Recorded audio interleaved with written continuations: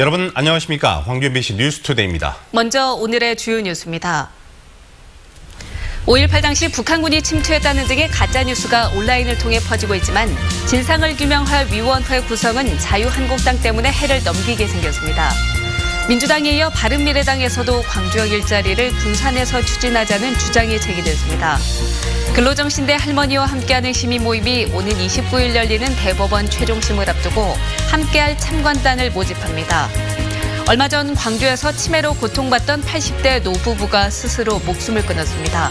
문재인 대통령이 공약한 치매 국가 책임제는 어디까지 왔는지 점검합니다. 5.18 광주 민주화운동 당시 북한군이 침투했다는 건 5.18에 대한 대표적인 가짜 뉴스입니다.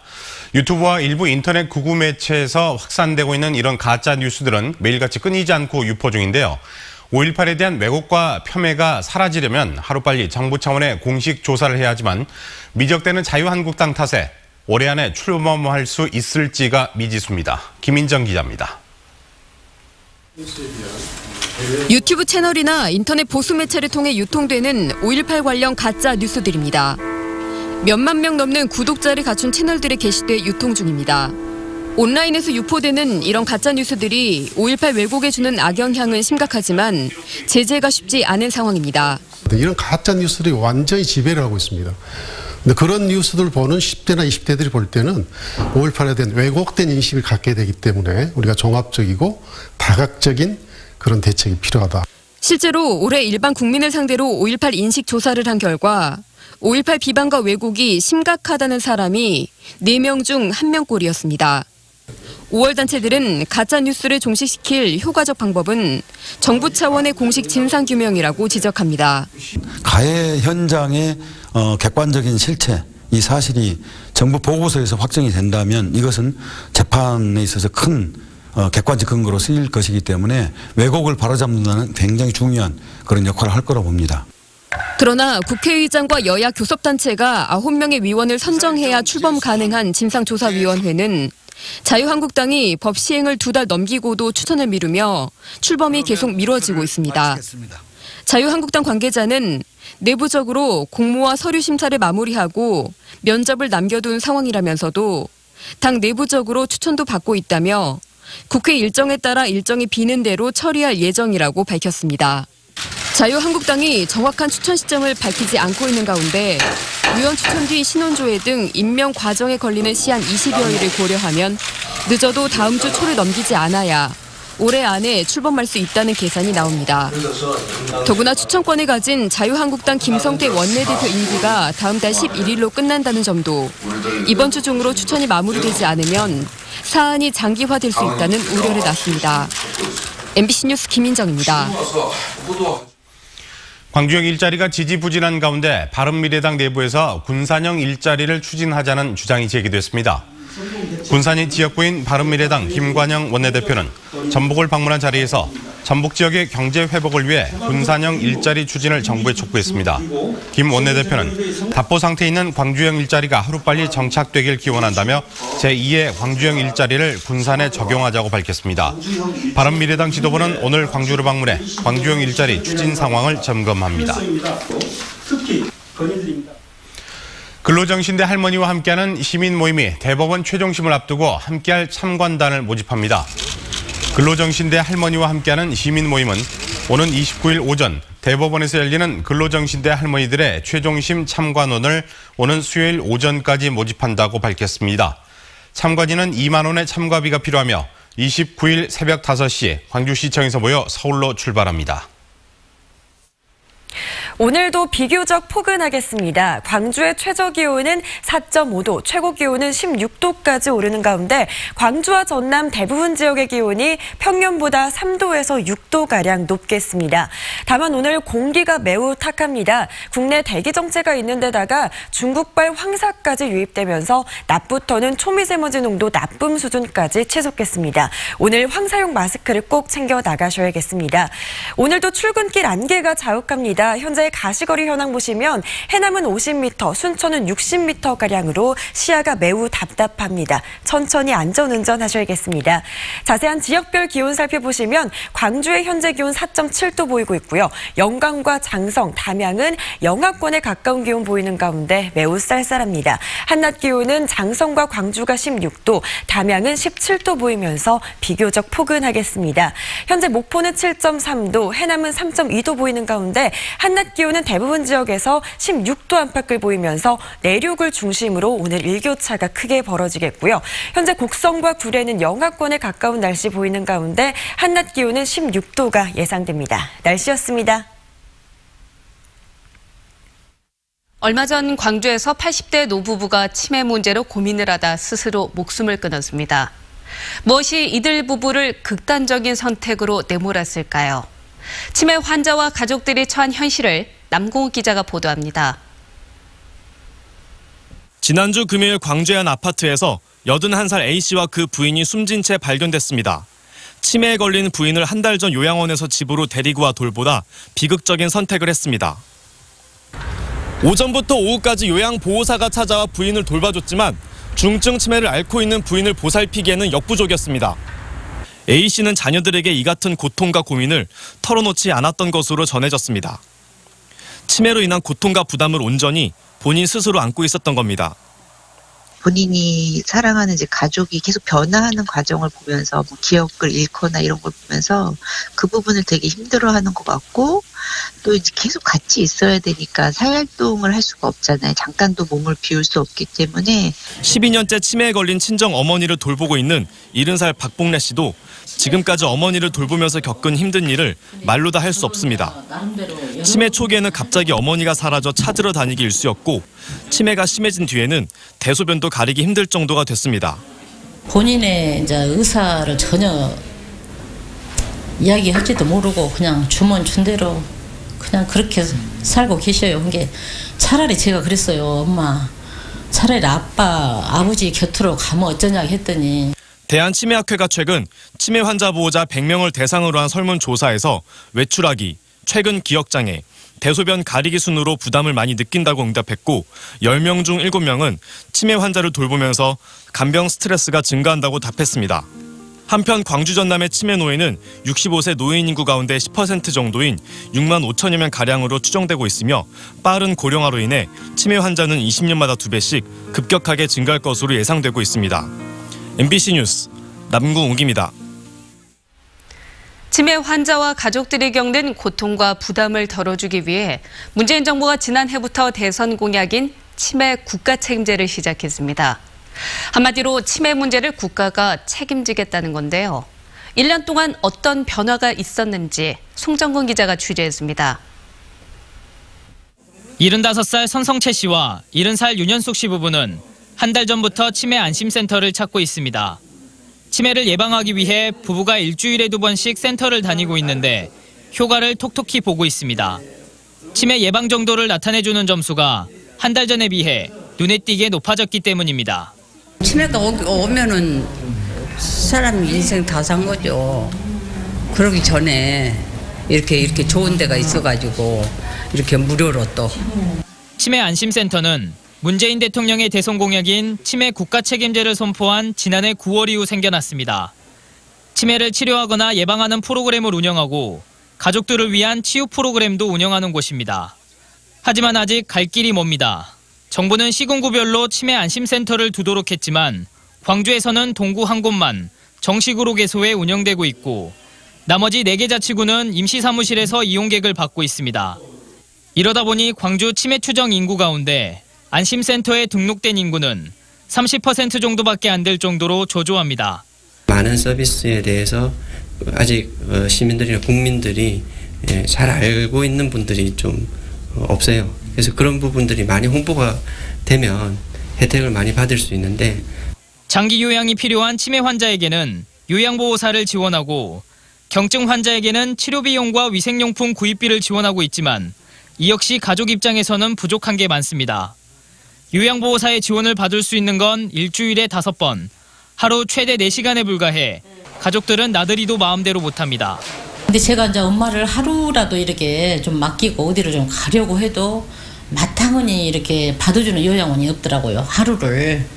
그러니까 그건 이제 건강보험공단에다 물어봐도 뭐 요양원하고 이렇게 타협을 하는데 예산과 인력이 훨씬 더 많이 투입돼야 하지만 관련 기관들도 치매 환자 가족들의 요구를 다 맞춰주지 못하는 현실이 답답하긴 마찬가지입니다. 치매 인구가 급증하게 되고 또 그로 인해서 가정 경제가 어려워지거나 경제가 또 가정이 파탄되는 경우도 있습니다. 따라서 그 치매 국가 책임제에 따른 세부적인 사업들을 우리 공단에서 성실하게 수행을 할 겁니다. 문재인 정부는 앞으로 5년 안에 치매 환자를 국가가 온전히 책임진다는 목표를 세웠습니다. 환자와 가족들의 마음은 정책이 하루라도 더 빨리 집행돼 조금이나마 고통을 덜어주길 바라고 있습니다. MBC 뉴스 송정근입니다. 광주시 민간공원 2단계 우선 협상 대상자 선정 과정에서 불공정 사례가 있었다는 소문이 나도는 등 잡음이 확산되면서 감사 결과가 주목됩니다. 광주시 감사위원회는 우선 협상 대상자 선정 과정에서 외부에 유출할 수 없는 계량 평가 결과를 토대로 탈락업체가 이의 신청을 한 것으로 보고 제기된 의혹 전반을 들여다보고 있습니다. 감사위원회는 또 건설업체들의 사전 금품 로비설 등 떠도는 루머를 확인해 다음 달 초중순쯤 감사 결과를 발표할 예정입니다. 경찰도 최근 광주시에 관련 자료를 요청하는 등 내사에 착수한 것으로 알려져 위법이 드러날 경우 파장이 커질 전망입니다. 금호타이어노조가 회사의 경영 정상화 계획을 구체적으로 밝혀달라고 촉구하기로 했습니다. 금호타이어 노조에 따르면 조합 간부 120여 명이 오는 29일 산업은행 본점과 정부청사 앞에서 집회를 열고 사는 관계자 면담 등을 요구할 예정입니다.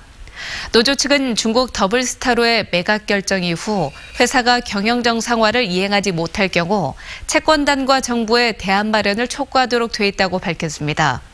금호타이어는 해외 주문량 감소로 지난 5월부터 매달 임시 휴무를 시행하고 공장 가동률을 80% 수준에 그치고 있습니다.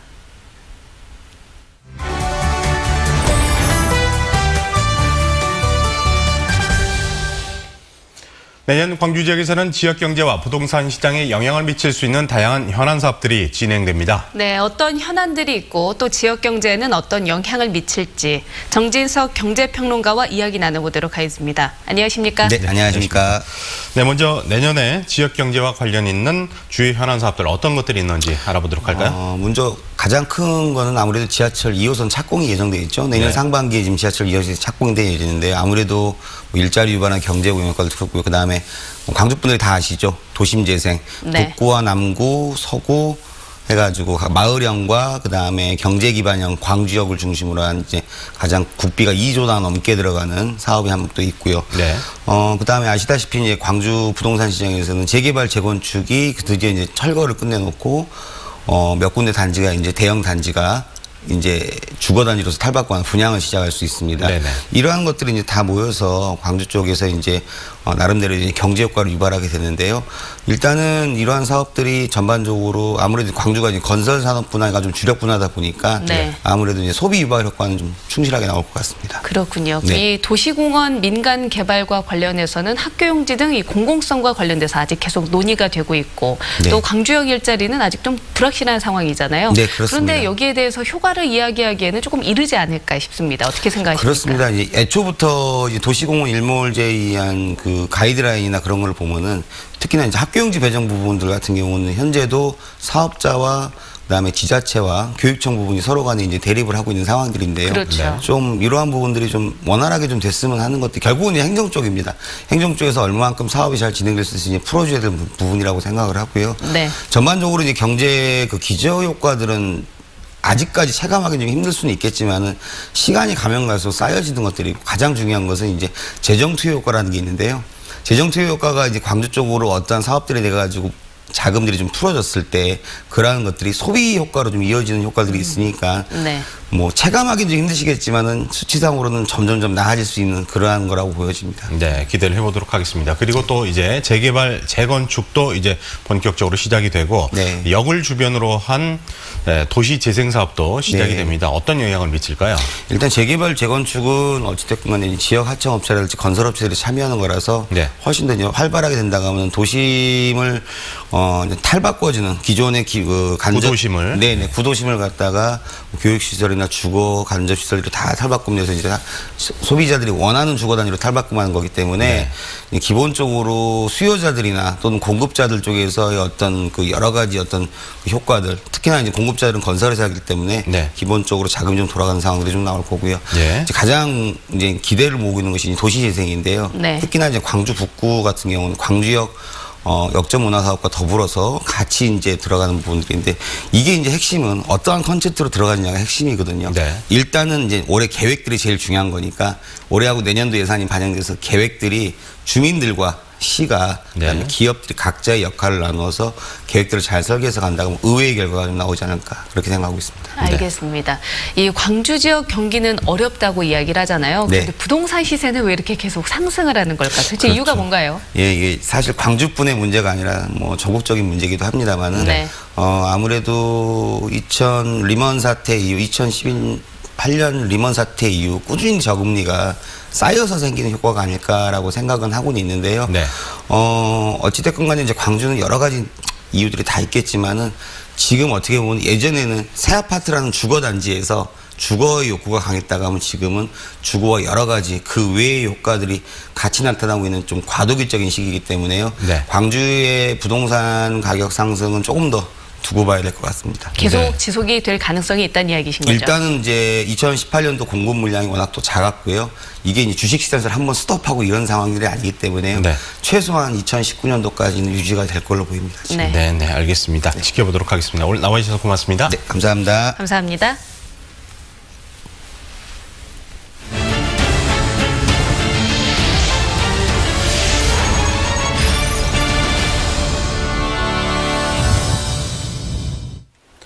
국내에서 재배되는 표고버섯 대부분이 일본 품종이란 것 알고 계십니까? 그런데 최근에 장흥에서 10년에 걸친 연구와 시험을 거쳐 일본 품종에 못지않는 국산 신품종 개발에 성공했습니다. 문현철 기자가 취재했습니다.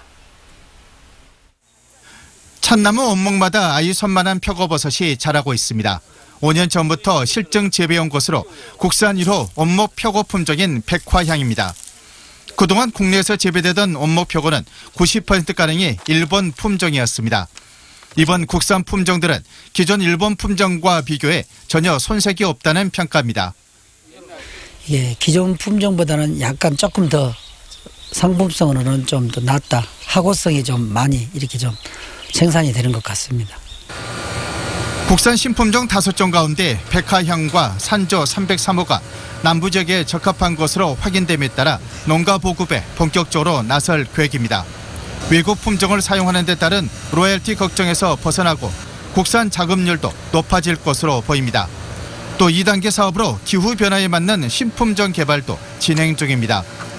지금 기후 변화로 인해서 내병성이나 내성 그리고 내재성 같은 것도 적극적으로 보강을 한 다음에 품종 개발을 하고 있습니다.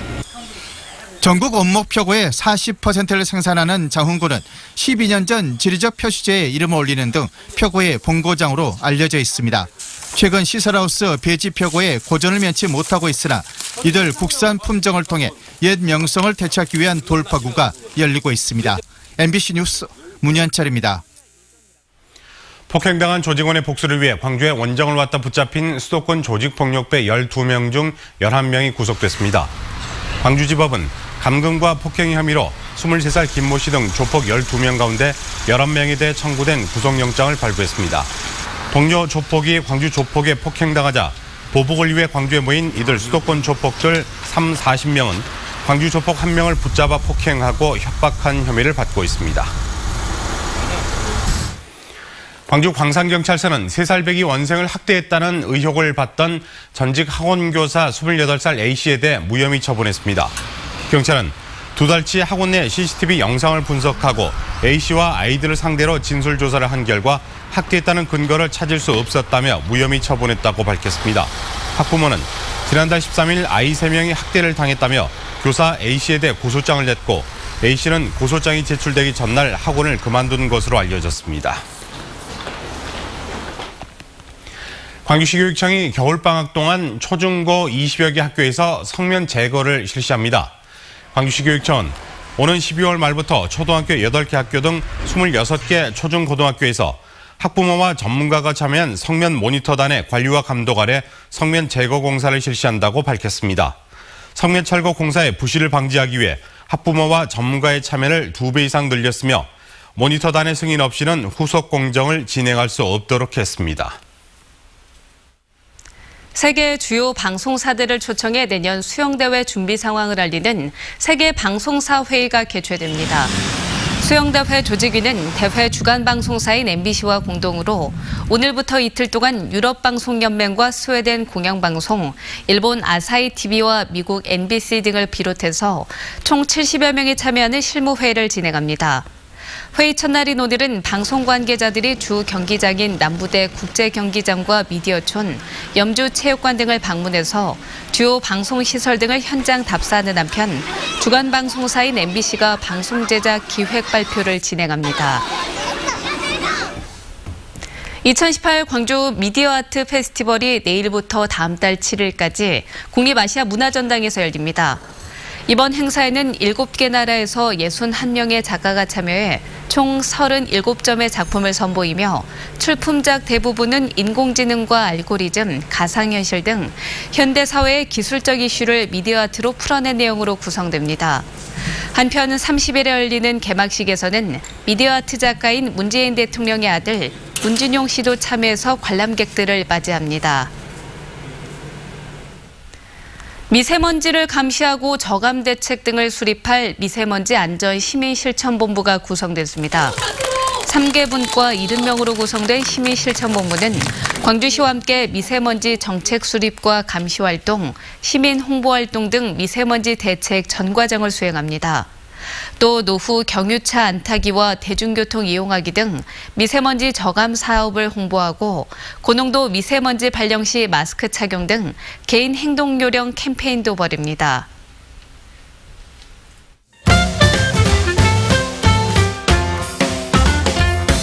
지난 23일 월곡 1동 주민센터에 컵라면 상자 97박스가 배달됐습니다. 익명의 기부자가 어려운 주민에게 고루 나눠달라며 보내온 선물이었는데요. 주민센터 측은 기부받은 라면을 홀몸 어르신과 한부모 가정, 아동 생활시설 등에 전달하겠다고 밝혔습니다. 지체 장애를 가진 중3 소년이 428페이지 분량의 장편 소설을 집필해 눈길을 끌고 있습니다. 효광중학교 김유진 학생이 그 주인공인데요. 교내 책쓰기 동아리에 올 봄부터 참여하면서 글쓰기 연습과 소설 집필을 했다고 합니다. 김유진 학생은 이번 책을 완성해 희망과 자신감을 얻었다며 작가가 되고 싶다고 꿈을 밝혔습니다. 광주 영화인들의 작품 신기록이 청룡영화제에서 올해 최고의 단편영화상, 청정원 단편영화상을 수상했습니다. 영화 신기록은 가정폭력, 데이트폭력 등에 노출된 이들에 대한 관심과 연대에 대한 이야기로 23분 동안 가정폭력이라는 묵직한 소재를 영화 언어로 잘 전달했다는 평가를 받았습니다. 연출을 맡은 이경호, 허지은 감독은 누군가에게 힘이 되고 싶어 만든 영화였는데 많은 힘과 위로를 받았다며 광주 동료들과 배우에게도 감사하다고 소감을 밝혔습니다. 동신 중고등학교와 동신여고 동문들의 예술 모임 예동회에서 정기 회원전을 갖습니다. 30일까지 515 갤러리에서 열리고요. 남도 풍경과 팝아트, 도자기 공예 등 다양한 작품 10여 점이 전시됩니다.